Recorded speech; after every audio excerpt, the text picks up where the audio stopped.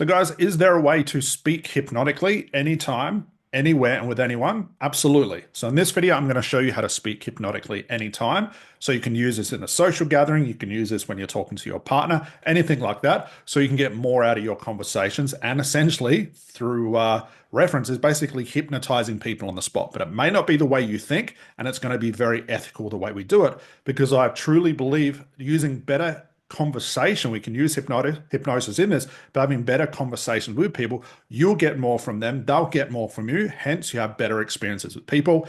And guys, this is equally important if you're a therapist, to be able to speak hypnotically anytime through the whole therapeutic process without being caught, because we know being caught is going to trigger defenses, and we'll talk about this as part of it. So how to speak hypnotically, guys, anytime, anywhere. Let's get into this.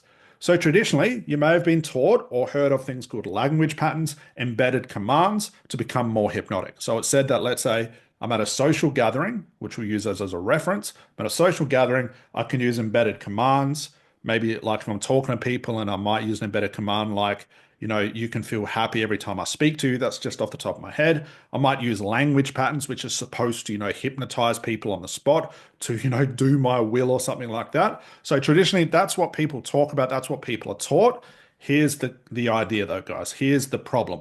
It does not fit social environment and you become what I call a hypnosis monster.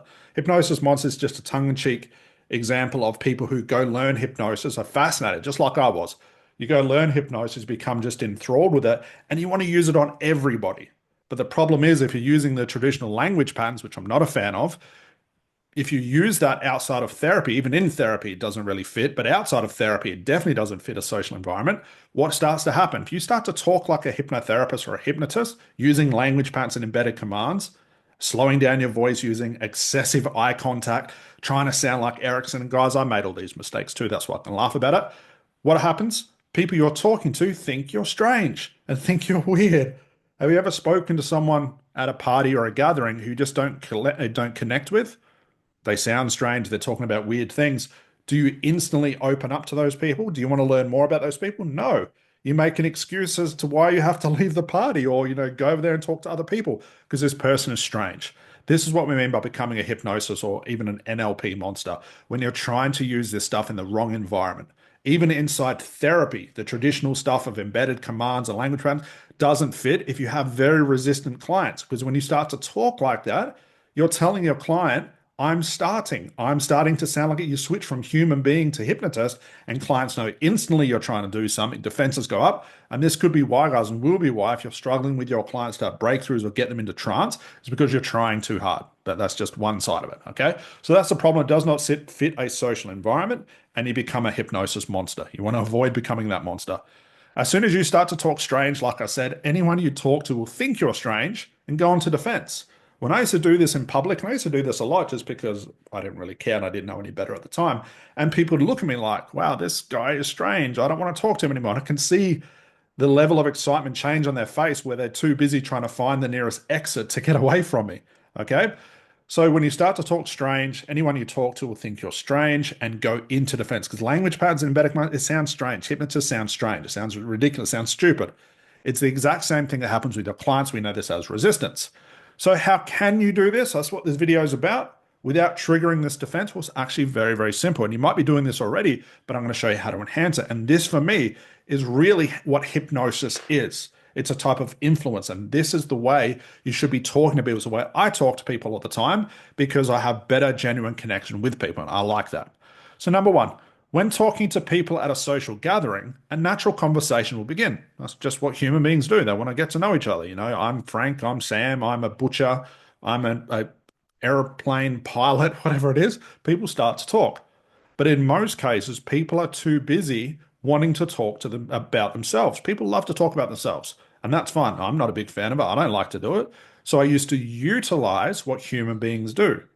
Instead of interrupting and trying to be a hypnotist and trying to force, like, I'm a hypnotherapist, let's talk about me, I let other people talk about themselves, just like I do in ACH, and I utilize it because they're already going to do it.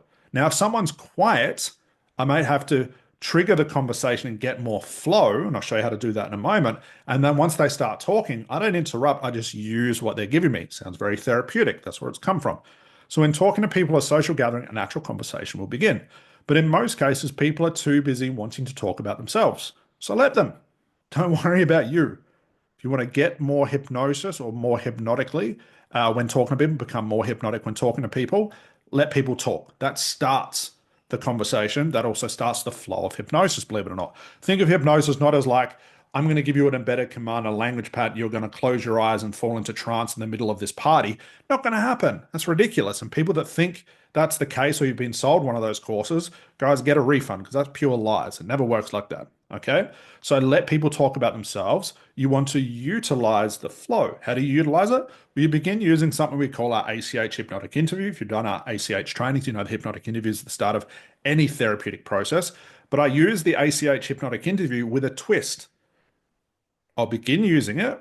They'll talk about themselves and I ask what questions, where, how, why questions to keep the conversation flowing.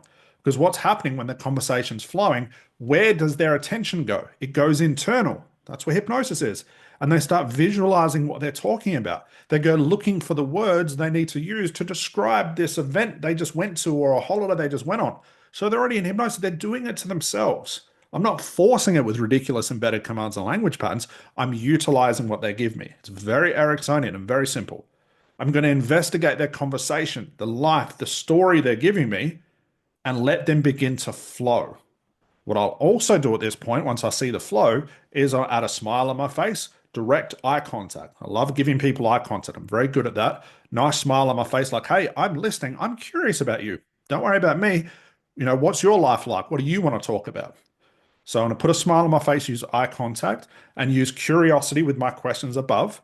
And you'll start to notice how much more people open up and begin to feel a connection with you. This is Hypnosis 101 without sounding stupid. Sounding stupid is the language patterns, the embedded commands, and stuff like that. So if you've ever spoken to someone who had an instant connection, you become like BFF as soon as you meet this person. Why does that happen? Instant unconscious connection. You were curious about them. They were curious about you. You shared a laugh. No one was imposing the conversation. No one was forcing the conversation. You've also had the opposite where you might talk to someone who's very awkward and it's very hard to start that conversation, very hard to have that connection. Or unfortunately, you run into your first hypnosis monster and they start sounding ridiculous and stupid, trying to use language patterns. Those two things have you going for that exit and getting away from this person. Okay. But the person you connected with, you shared, could be a similar experience. Okay. But also at the same time, you shared a connection, you know about them, they know about you, and the conversation just flows naturally because you were both curious about each other instead of being obsessed with yourself. So that's how you become hypnotic anytime, anywhere. That's how you learn to speak like a hypnotherapist or someone like a hypnotist or hypnosis, whatever you want to call yourself. And that's how you do it anytime, anywhere. And it fits everywhere. I do this same thing in therapy. I don't use language patterns and better commands. Why we don't teach it? Because it's ridiculous. It doesn't work. That's hypnosis. We talk about therapy. We do this in therapy as well. Okay. So guys, enjoy this. Have some fun. Really connect with people. Forget the language patterns. Don't become a hypnosis monster because people will run away from you and it'll defeat the purpose of watching this video. All right. Hopefully that was informative, guys. I'll see you in the next video. Bye for now.